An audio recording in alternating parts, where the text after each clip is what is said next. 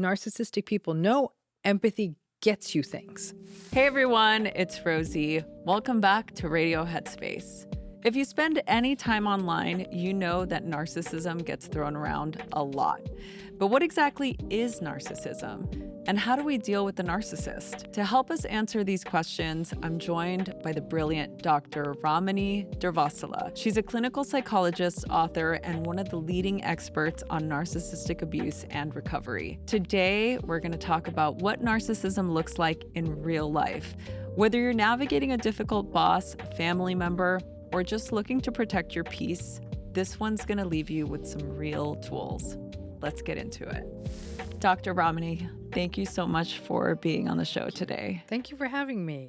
I'm so excited. I've been wanting to have this conversation with you for so long. You're in my feed constantly. You were in my feed so much that at one point I was like, am I a narcissist? Yeah, I know. That's the other problem. I was like, there's two sides of this to be on. Though increasingly we are finding that there are a fair number of people who are narcissistic, who are accusing the other person of that they're in a narcissistic relationship. That's the whole snake swallowing the tail thing that I'm now working. Yeah, I'd love to get into that. First things first, what got you into narcissism? Yeah, I wish it was a sassier story, to be honest with you. It's actually kind of boring and researchy and sciencey. I was a professor here at Cal State LA. We were talking about, the commonality there. So I was a university professor and focused on some specific things on how people take care of their health, basically. Yeah. And I specifically worked with people at HIV and all that. So that was my focus. And what we noticed, though, was one of our research assistants and several of our research assistants would come back from the field, rubbing their head and saying, oh, my gosh, this person's so difficult. And then it dawned on me. I said, oh, this is interesting.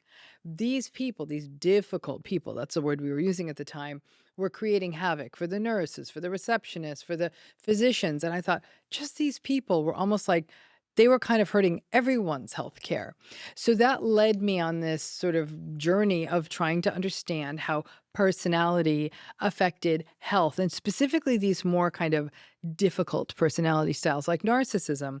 And after I'd done this research for a while, more and more people were coming in and they were talking about their relationships, and it was a lot of the same themes. They were being invalidated. They were being gaslighted. They were being manipulated. They were second-guessing themselves. And they were reading all the books out there on relationships and communication. Bless their hearts. Like students, they were like, okay, communicate like this. And then nothing was working. I mean, it dawned on me that the behaviors that their partners were showing, they're very narcissistic. I'm thinking, and I kind of went out on a limb. It was almost like trying something you don't usually try. I thought, what would happen if I educated these folks on narcissism?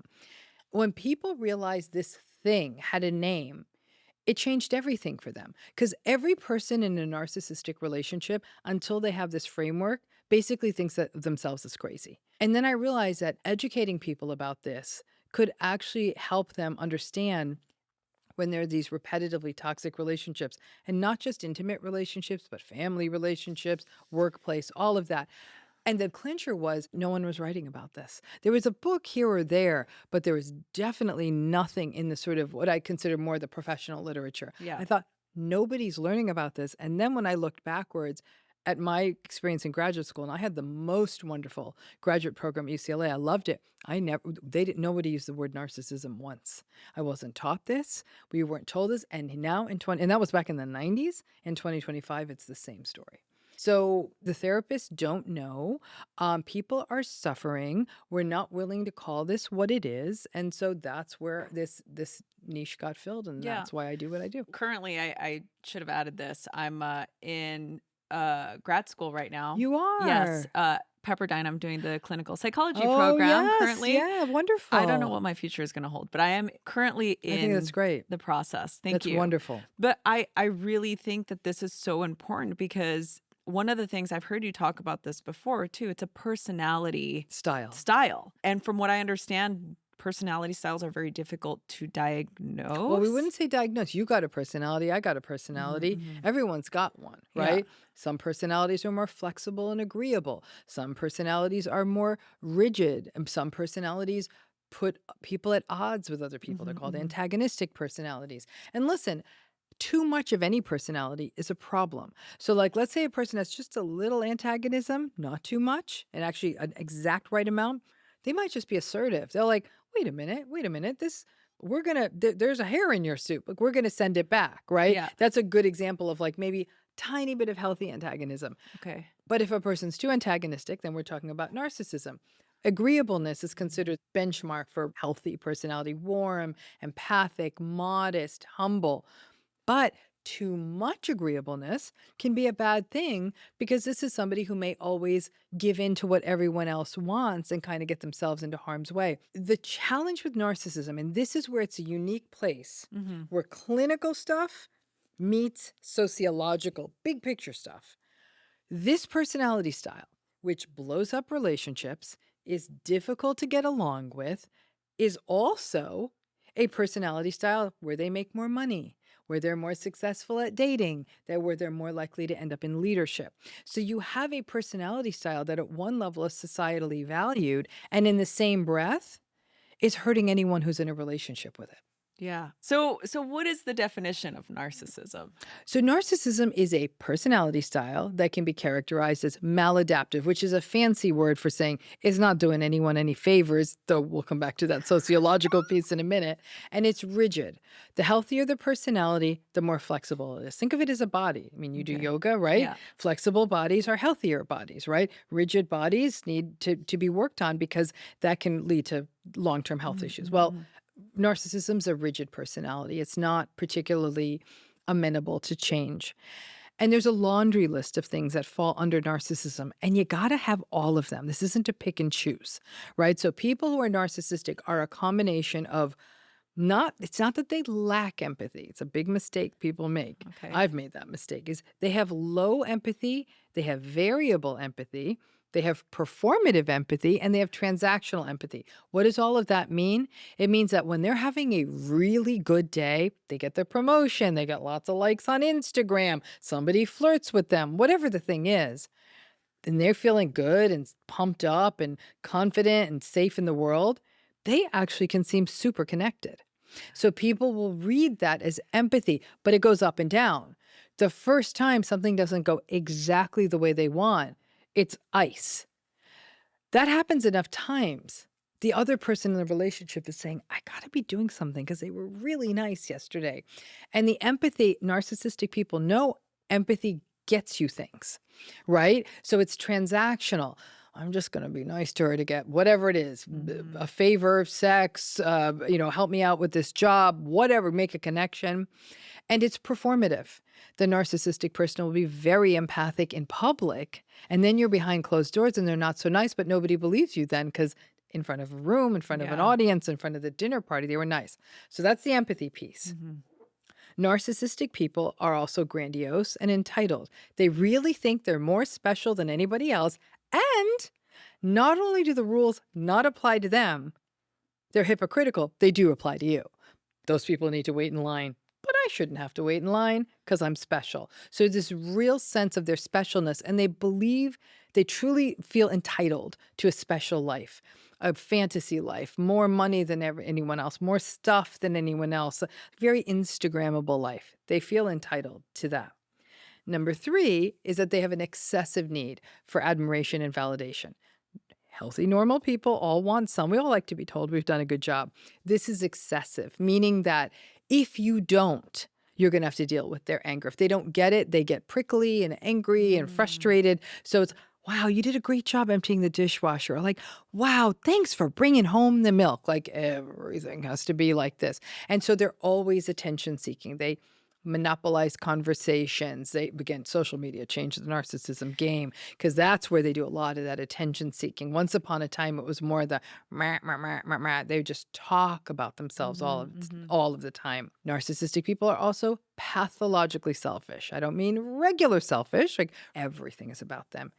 Even their kid's birthday party ultimately is about them. So that's the pathologically selfish point. And then narcissistic people are impulsive and what we call dysregulated. They just sort of have emotions and they especially emotions like anger. They get angry very easily. They don't handle frustration, stress, anything that sort of implies that they're not perfect and special. They tend to pop. You put all this together, that's a narcissistic person. So someone who's just selfish, if someone says they're really selfish, I'll say, tell me more. Yeah. We might be there, but I need to hear the rest. Or if somebody tells me someone's entitled, I'm going to say, tell me more. You need all of it. Yeah. And that is somebody who's narcissistic. Well, I feel like so many people, whoever, who are watching this or maybe listening to this, can already maybe list people. What are the statistics of narcissists? This is what's tricky. So Okay. you'll notice I don't use the word diagnosis. I don't even believe there should be this diagnosis. You'll learn that as you go through school too, is that I don't think it makes much sense to have a diagnosis where we don't really have a evidence base for treatment. And many people who are narcissistic don't come to therapy. And it's also not something that someone cops to. On average, most narcissistic people think of themselves as really empathic, nice people. In some research we've done, my sort of research collaborator and myself, one thing we found, we asked people questions about their partners, right? Just one, that's all, nothing more. And just said, how true are these statements of your partner? When we did it that way, we found a rate of around 12, 13% of them were describing their partners as narcissistic. And that tends to line up with what we're seeing as sort of it's called a population level estimate. It's a fancy word of saying if you just sort of stuck a bucket in the population randomly and pulled it up, and you pulled 100 people up, somewhere between 10 and 12 of them would be narcissistic enough that we'd notice it. And remember, narcissism's on a spectrum from mild to severe. So that also muddies the waters a little bit too. Yeah. But in terms of this, now of that 12%, I'm saying a much smaller percent is going to be on that severe end, right? So we're going to see much more in the mild to moderate side. The more you come up on the severity, the more you see more heavy-handed manipulation, more betrayal, less accountability, more blame shifting, more severe, more of that. And by the time you get to the highest levels, you see a lot of interpersonal control.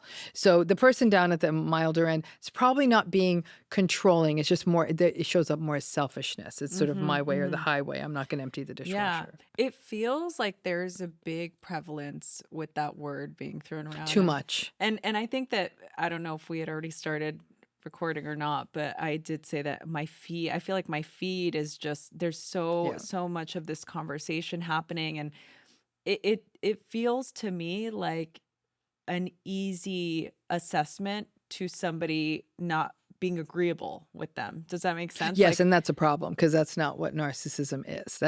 Again, I'm talking about, so if you pull out 100 people, only 12 of them are narcissistic. You've got 12 people around, only one of them is probably severe. Noticeable, not even severe, any. That 12% is everywhere from mild to severe. Oh, okay. That severe is probably closer to 1 or 2%.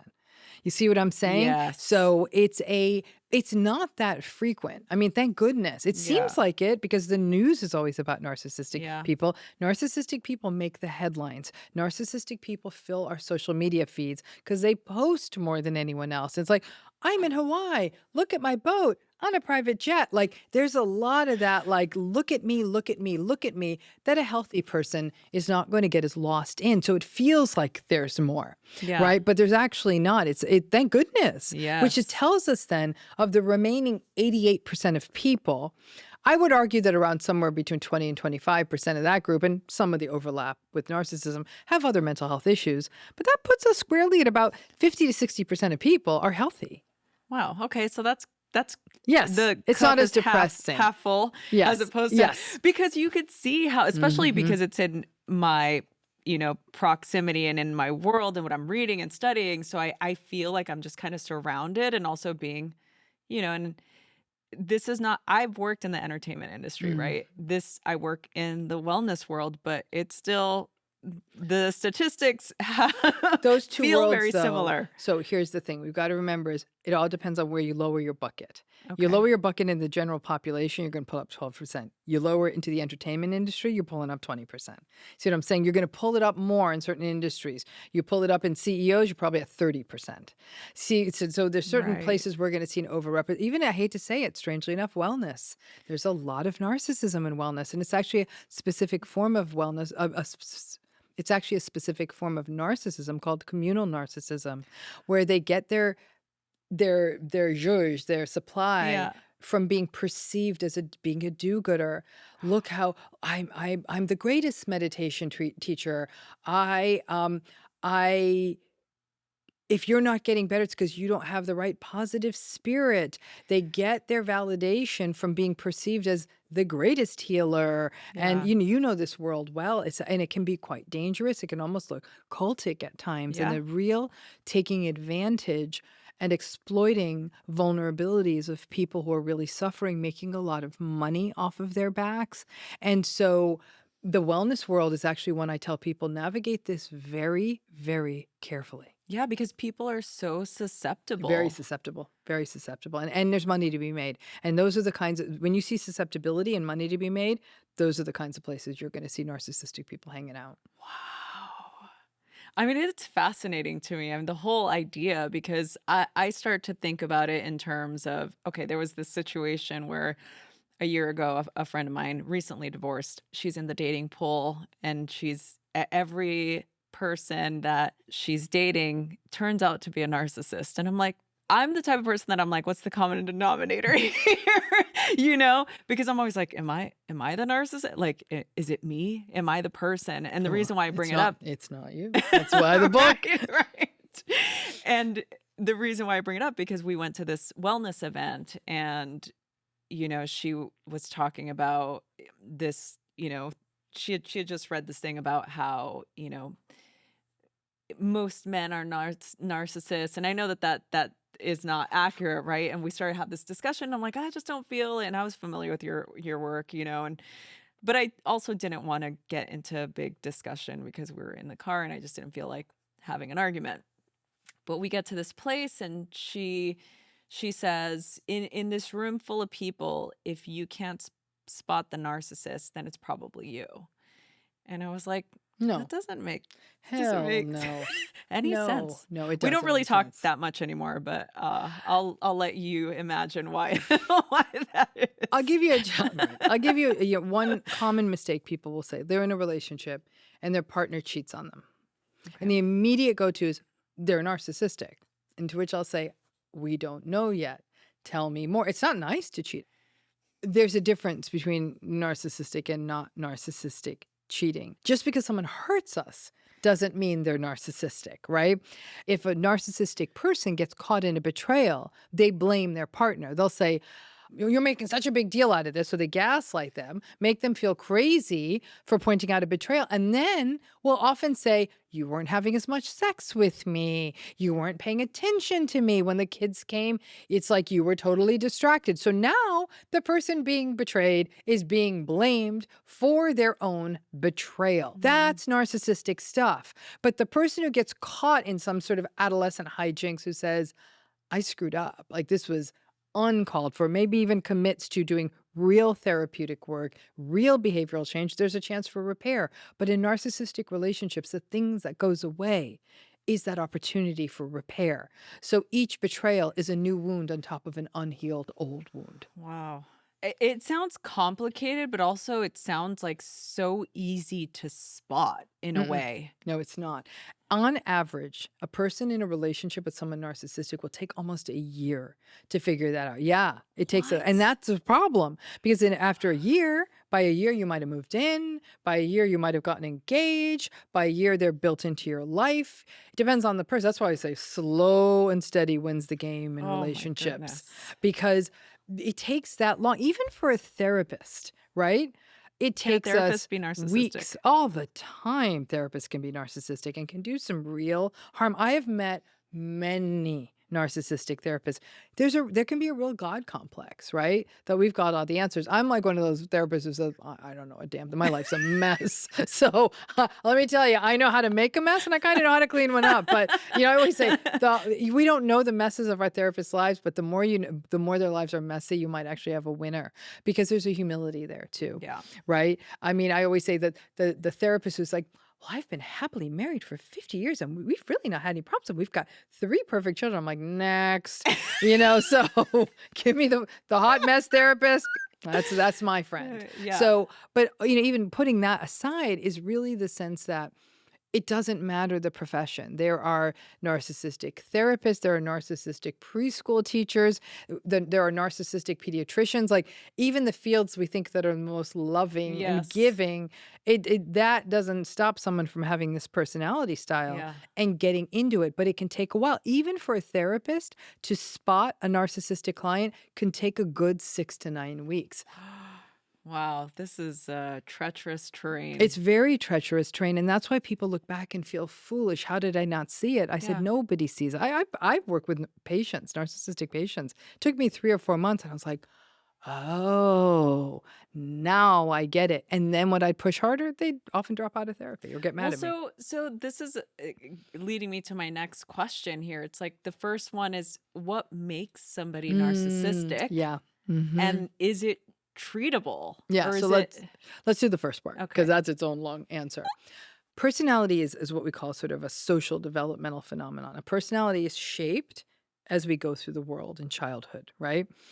Every child, though, is born, every human being is born with a temperament, right? It's like a little biological sourdough starter to our personality, right? Okay. It's going to get shaped by the experiences. Now, if you've ever spent time around small children, anyone who's spent time around small children would know what I'm talking about. Some children, even from day one, month one, week one, have really sweet temperaments. They soothe easily, Yes. they shape into your arms, Mhm. you can travel with them, they don't fuss, they go to sleep easily. Then there are kids who have tougher temperaments. Mm. And so parenting a kid with a tougher temperament is not as easy. And so, as you could have 3 kids and they could all have different temperaments. The other kids are easier. It's like it's like an easier ride. And Yeah. so if you have a tougher temperament kid, it can throw the parent who now feels less confident. Now, the bigger issue though is this biological piece is shaped by the social world around the child. Basically, the more chaos, trauma, adversity, abuse, or even chaos that's happening in the environment, or even like just instability, and the lack of attunement to the child, the disruptions in attachment. These are things, when you combine all that together, that really increase the likelihood that you'll end up with a narcissistic personality. So a lot of people who are narcissistic have had difficult childhoods. And so that's why some people consider the narcissistic personality to potentially represent a post-traumatic state. And the challenge then becomes if you're in a relationship with someone with this personality and they had a tough childhood, the tendency is to say, well, they had a rough start. Like, I can't be mad about this. Maybe I'll be the one who's nice to them. I'll say it's very compassionate to be aware that this difficult person is a product of this early adversity. It ain't your job to fix them. Which takes us to your next question is, can they be fixed? Here's the rub, Rosie. Let's just start with basics. Personality is hard to change, even flexible personalities. Oh man. And narcissism is a more rigid personality.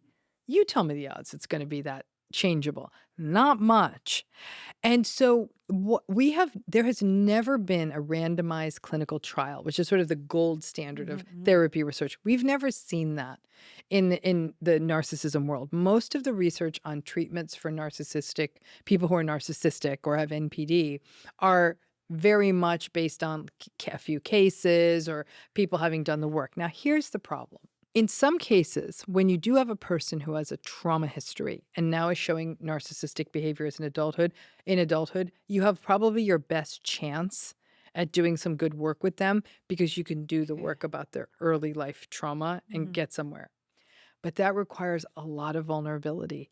And stripping away a narcissistic person's vulnerability is like taking the skin off of them. They are going to scream, they're going to lash out at the therapist, and they're usually, to the tune of almost 66%, going to drop out of therapy if you go there.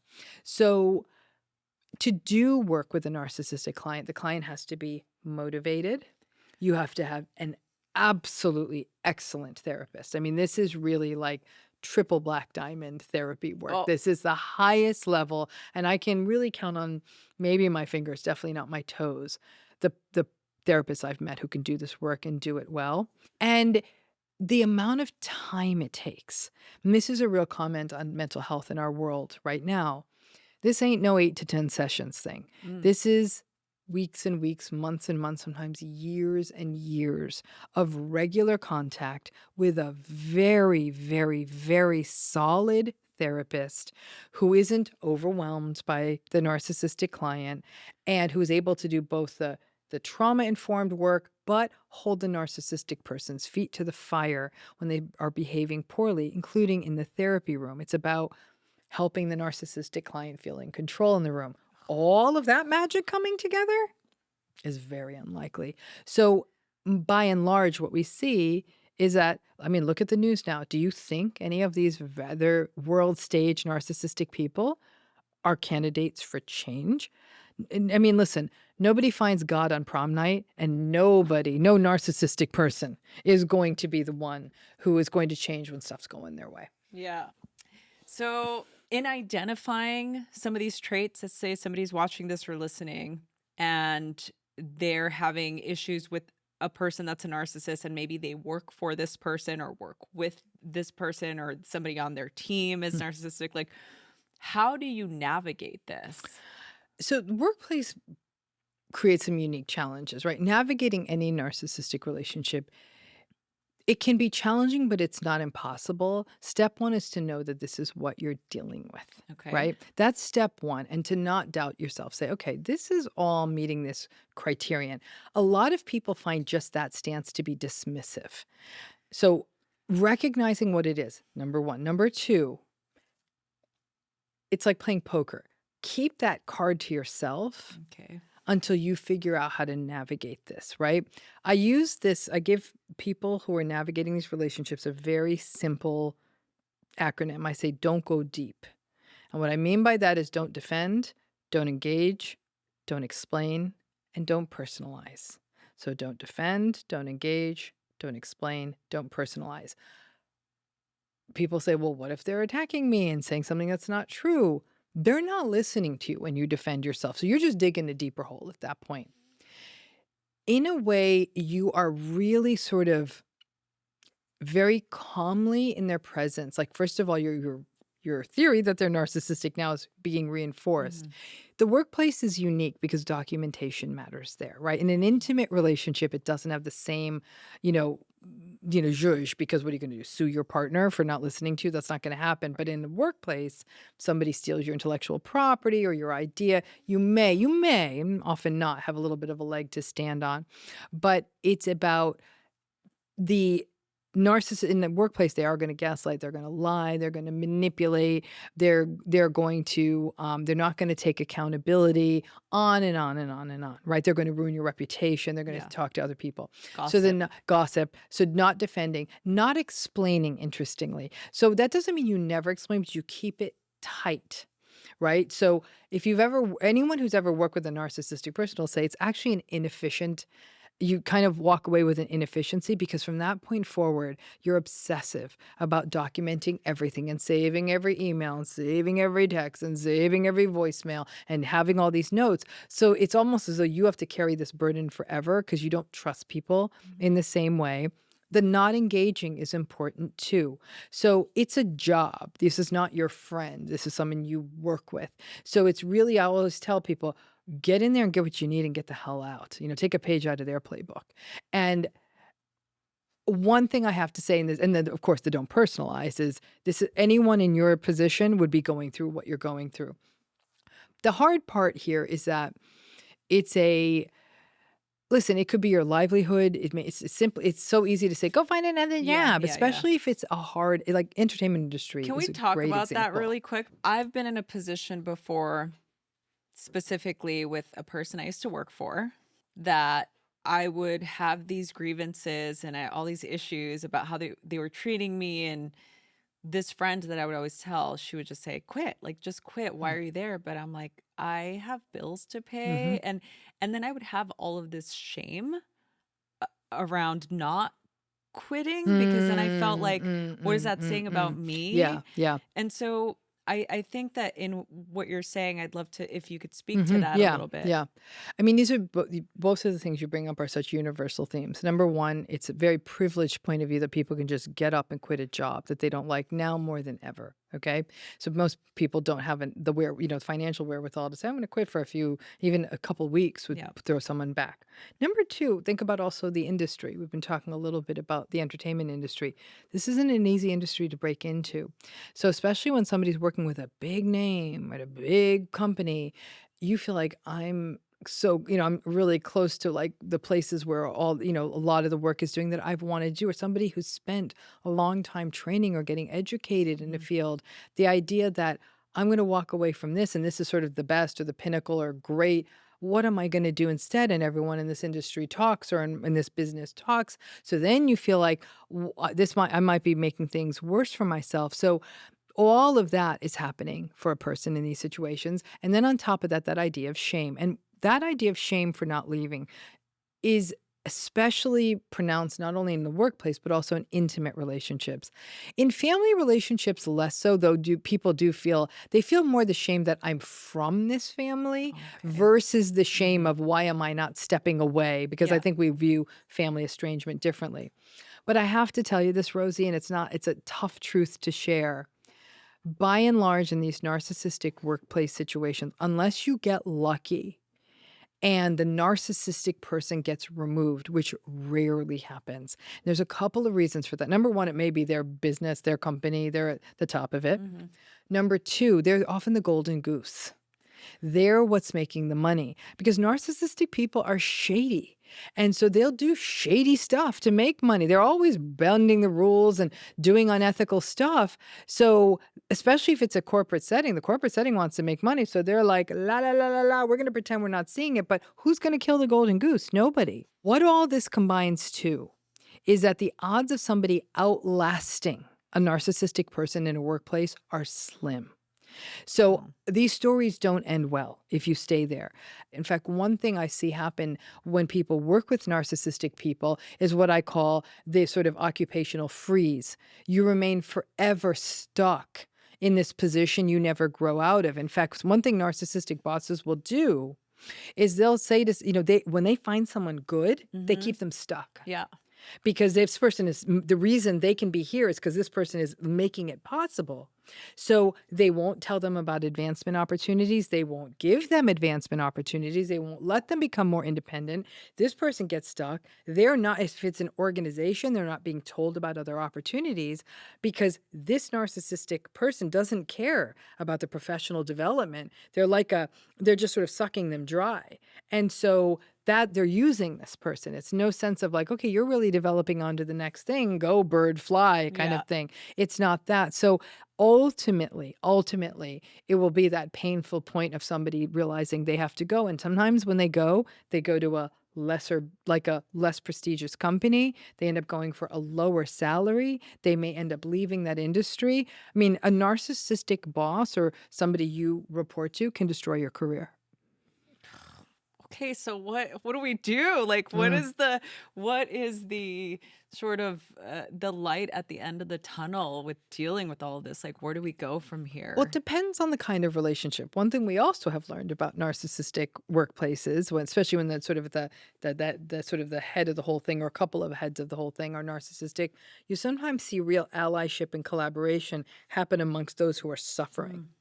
So those I'm you like, could are we find, trauma bonding though? yeah, no, no, no, no. And in fact, I'm glad you said that because I'm going to give you one quick. That's not what a trauma bond is. So I'm going to fix that. But this group of people might have great ideas together. They may start their own business together. They at least may support each other because we know that that healing happens in community.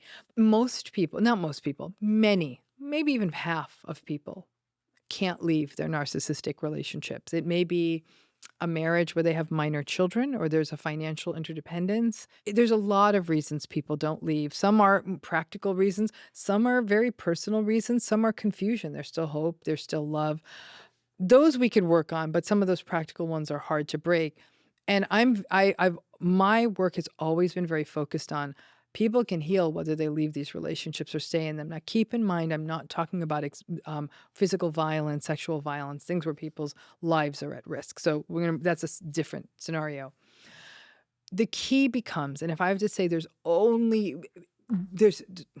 there's sort of two things we're talking about when we're talking about healing. We're talking about a sense of safety in your body and in yourself that relates to a lot of your work on meditation and yoga can create that. And then it's about social support. Having validating voices, people who actually see all of you, where it's not a interpersonal transaction, but it's actually a sort of a two-way relationship. Having those healthy spaces is how you start to heal. And sometimes it gives people the gumption to say, I am going to get out of this now. Or maybe the kids all turn 18 and you're like, okay, now I'm done. It's oftentimes why we see these, what they call gray divorces. People wait till they're 50, 55, 60. And people say that's late in the game. I'll say, how old's their youngest kid? And sometimes it'll be somewhere between 18 and 22, like just graduated college. So now there's none of this family court nonsense, which is horrible and abusive and all of that. But you can still heal. I think it's about seeing it, recognizing you're not defined by it, having other validating voices around you. And the other thing is, it's hard to heal when there's no closure. You never get that moment of the person saying, I was unkind to you, I mistreated you. It's possible to heal without closure, but it's a lot harder.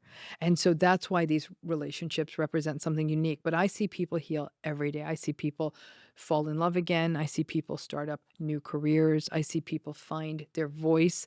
I think our voices change. We're changed by this. The thing we got to remember about trauma is you can do all this head work you want, but our bodies remember. And we have to go through life caring for ourselves because we were hurt. We're not broken, but we are hurt. Yeah. Oh, this is so, and it's so good to be able to hear it distilled in this way because it does feel like we have our agency and we Mhm. are able to do something about maybe an experience we've had or Mhm. maybe even an experience that we're in. So what are you excited about right Mhm. now? Like what's your current passion? I Mhm. know that you're working on a couple of really cool things. I have multiple things. I think, probably one of the things I'm most proud of that we have is our healing program. We're 3 years into it, and the reason I find it so compelling is it goes back to this idea of social support is key to healing. Most people who've experienced narcissistic relationships feel alone. I am the only one who's in this nutty situation. I'm the only one from this kind of a family. And when you start hearing the stories, you realize how universal they are. People then start realizing, no, this really isn't me because they're able to give guidance to someone else going Mm. through this. We'll say, well, what if you said that right back to yourself? So we really developed a wonderful program. Every month it's on a different topic. We've talked about everything from rumination to grief to forgiveness and why you don't need to forgive narcissistic Oh, people to radical acceptance. I mean, we've taken on, and I mean, 36, over 36 topics at this point. And every month there's like an educational workshop. There's multiple opportunities to get questions answered. There is a guided meditation every month on the topic of the month, and I think the crown jewel of the program is a community platform mm. where people, it's virtual, but it's remarkable the sorts of how I've watched some people who've been in the program for a while really pay it forward in terms of helping other people heal, and which is really amazing because that's what we do know is that one of the most important keys to healing is when you can also become that wounded healer yourself. It's a huge part of this process and it happens and we see it. We've had many people in the program have turned to art. And so we've had a couple of live workshops where people show their art. And I said, were you an artist before? They're like, no, as part of doing this program, I turned to art as a way to express because it has to come out of us. Yeah. But it doesn't just have to be talk therapy. It can be writing, it can be music, it can be painting, it can be movement. There's so many ways that we can let that pain go. And when we think of things like dance and other expressive arts, some of that was just the release of human pain. Yeah. And so, and I think maybe sometimes more pain, the more beautiful that expression can be. So we've seen that. And it is the most remarkable group of people. It has been such an honor. And so it's still going. Like the beautiful thing about, I always say, the idea of healing is sometimes you're just going to get off the surfboard for a minute. And if you want to swim back out and get back on, we're always here for you. So it's not about I tell people this is all about you feeling the autonomy to make a decision. Sometimes people say, I want to almost focus on other things for a while. And they're like, and 6 months later, like, I love this topic. I want to try this month. You can join for a month. You can join for a year. And so it's just a chance for people. and you can go see the back catalog. There's so much people can get out of it. So there's a lot there. So I'm very proud of that. And the other thing I'm proud of is all the therapist training I'm doing now too. If you're a therapist, we have training programs where you can get all your continuing education units and learn how to do this work, and writing a book on for therapists now. Yeah. So there's just lots of irons in the fire. Sign Yeah. me up for everything. I'm so Thank excited. Dr. you. Ramani, thank you so much for Thank all you, the work Rosie. that you're doing, for the work that you're doing not only to help everybody, just people that are wanting to learn, that are wanting to heal, and for just the work that you're doing. Obviously, it's impacting millions and millions of people. And so thank you so much for doing that and for putting your work out into the world, because it does impact us and it does make a difference. Thank you, Rosie. I really appreciate So that. thank you. Thank you. Where can people go to connect with you or get more information? Yeah, so you can go to our website, which is drramani.com, and you'll find all our offerings there. I have a YouTube channel where we have content that comes out constantly, so you can go check that out just for sort of free content on it. We have the Dr. Ramani Network, which is sort of like a weekly podcast, but it's interactive, where if you watch the episode live, there's an opportunity for interactivity, and then you can also go back and listen to them. We have obviously our healing program. I have 3 books on the topic, so you can go find all that information on the website. You can also follow me on Instagram and on all socials at Dr. Ramani. Great. Thank you. you so much. We'll add all of those links to the description of this podcast if you're watching on YouTube, or if you're listening in whatever platform you get your podcasts. All of those links will be there. Thank you so much. Thank you so much.